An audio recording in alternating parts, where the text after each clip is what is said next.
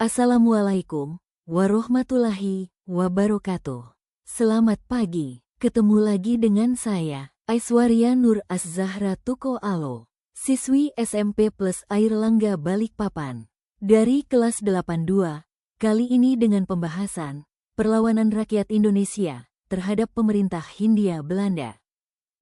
Sebelumnya mari kita bahas keadaan rakyat Indonesia pada masa kolonialisme dan imperialisme. Pada masa kolonialisme dan imperialisme, kehidupan masyarakat Indonesia dipengaruhi oleh kebijakan penjajah yang menguasai wilayah tersebut. Masyarakat Indonesia mengalami penindasan, eksploitasi sumber daya alam, serta penghapusan budaya dan identitas nasional. Maka, rakyat Indonesia melakukan perlawanan terhadap pemerintah Hindia Belanda. Berikut ini perlawanan rakyat Indonesia terhadap pemerintah Hindia Belanda. Peristiwa Perang Saparua di Ambon pada tahun 1817 dan perlawanan Sultan Ageng Tirtayasa di Banten pada tahun 1680 sampai dengan 1683.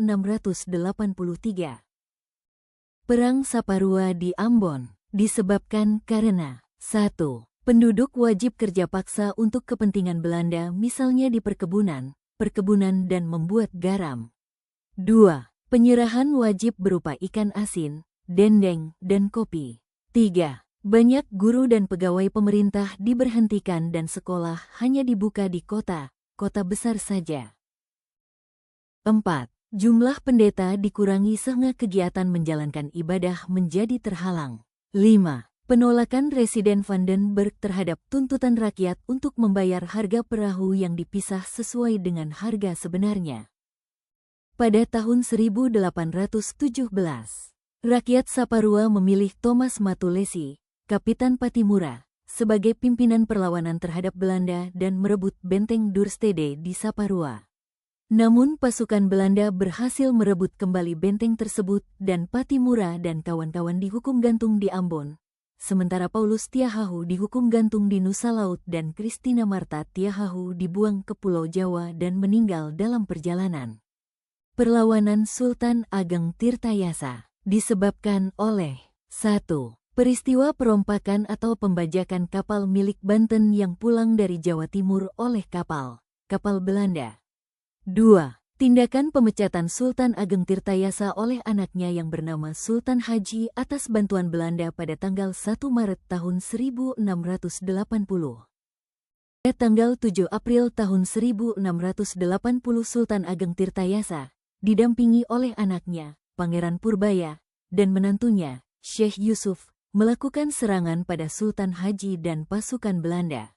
Karena kekuatan senjata yang tidak seimbang, mengakibatkan pasukan Sultan Ageng Tirtayasa mengalami kekalahan dan akhirnya menyerah pada bulan Maret tahun 1683. Kesimpulan. Secara umum kegagalan perjuangan rakyat Indonesia di berbagai daerah dalam mengusir penjajah adalah 1. Bersifat lokal, kedaerahan, hanya melibatkan para pemimpin pada masyarakat setempat. 2. Lebih mengandalkan kekuatan senjata, sedangkan senjata lawan lebih modern.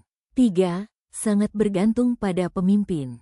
Apabila pemimpin tertangkap atau terbunuh, rakyat kurang mampu mengkoordinasikan perlawanan. 4. Belum terorganisir secara nasional dan modern. Terima kasih, jumpa lagi nanti pada pembahasan yang lain ya. Wassalamualaikum warahmatullahi wabarakatuh.